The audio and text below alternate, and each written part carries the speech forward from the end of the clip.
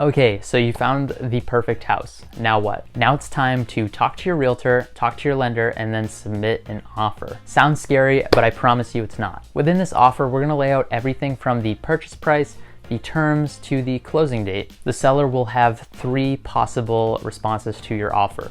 They could either accept it, they could reject it, or they could counter it, which is basically just throwing the ball back into your court. Going through the offer, again, I'm in Massachusetts, so things may be different in your state from my state, so be sure to talk to a local professional. But the offer will include the purchase price, the first and second earnest money deposit amounts, the purchase and sale signing date, the period for due diligence, whether or not you have a home inspection, and any of your other contingencies. This is where you would have things like your financing, your loan.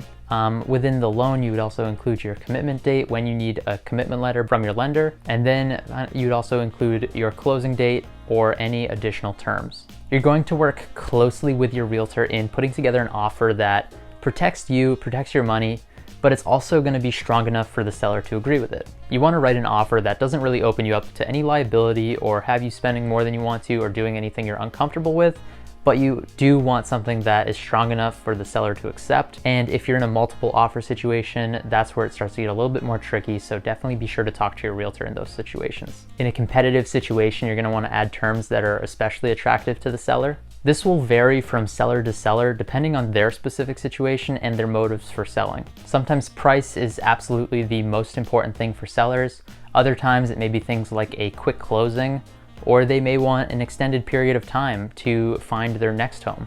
So it's really important to have your realtor reach out to the sell side to get an idea of what the seller is looking for so that you can create something that's mutually agreeable between both parties. When your realtor submits the offer, or when they officially submit the offer, what they're going to do is they're going to submit it in a package.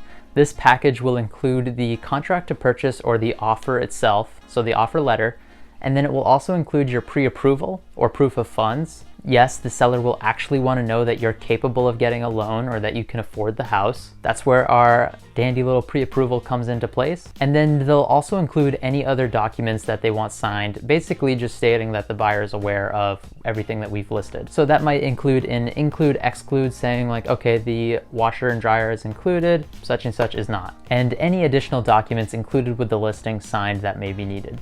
If your offer tickles the seller's fancy just enough, congratulations, you will have yourself an accepted offer. We're not quite yet ready to celebrate just yet, as we still do have a number of hurdles to jump through.